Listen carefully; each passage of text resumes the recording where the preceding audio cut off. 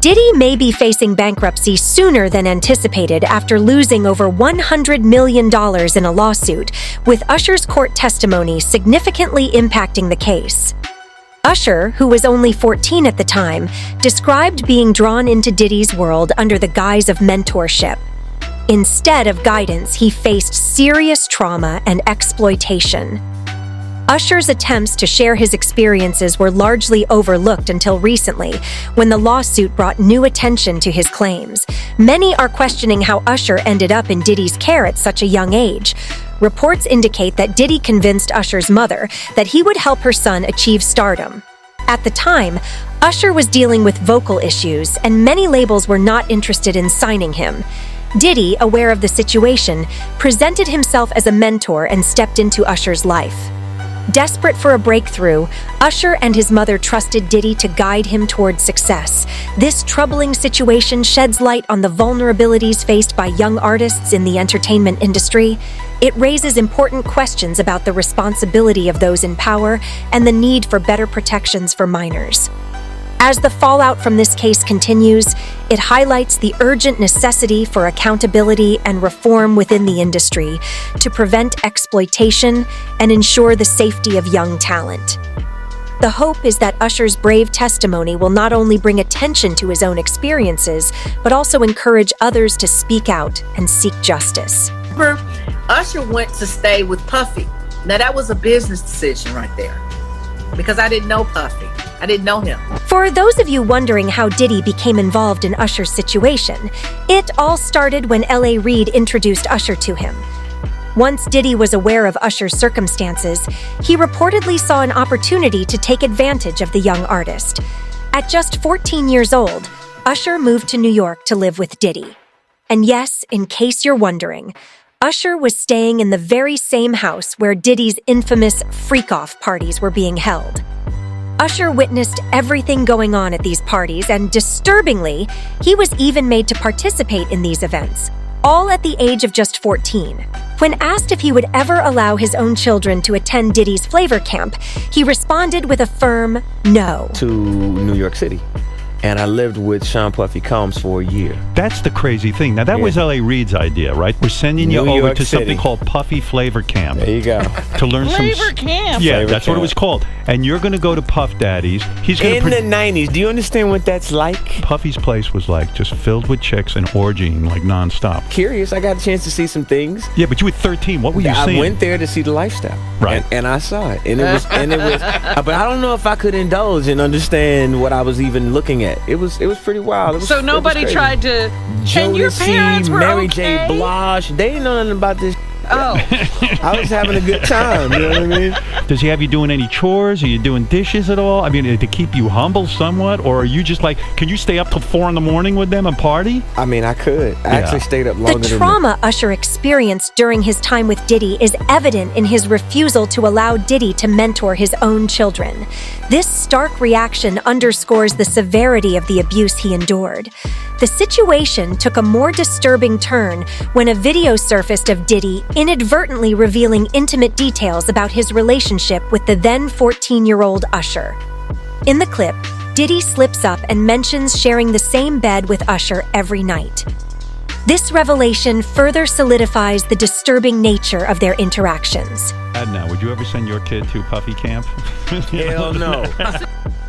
The idea of a 40-year-old man sharing a bed with a 14-year-old boy he is supposed to be mentoring is deeply disturbing and morally reprehensible.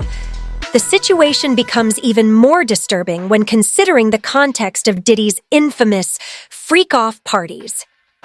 In a 2005 interview with Essence magazine, Usher's demeanor shifted noticeably when asked about his experiences at these parties. He became visibly nervous and hinted at the traumatic events he witnessed. Usher revealed that he was not ready to discuss the details publicly, but implied that he would eventually share his story in a tell-all book. Sean "Diddy" Combs is facing mounting legal pressure as allegations of sexual abuse continue to surface. The recent $100 million lawsuit filed by Derek Leo Cardello Smith has shed light on a pattern of predatory behavior. Smith's lawsuit alleges that Diddy sexually assaulted him during a party in Detroit in 1997. The incident reportedly occurred while Smith was engaged in sexual activity with another woman. Smith claims that Diddy touched him inappropriately and drugged him, leading to a loss of consciousness and subsequent sexual assault. Despite reporting the incident to the police, Smith's case seems to have stalled. However, the recent wave of sexual assault allegations against powerful figures has inspired Smith to come forward. The lawsuit has also revealed a potential connection to Usher Raymond IV. Rumors suggest that Usher may have been involved in the case, possibly providing testimony against Diddy or even paying Smith's legal fees. While these claims remain unconfirmed, they add another layer of complexity to the situation. Diddy's legal troubles have been exacerbated by his attempts to conceal his assets.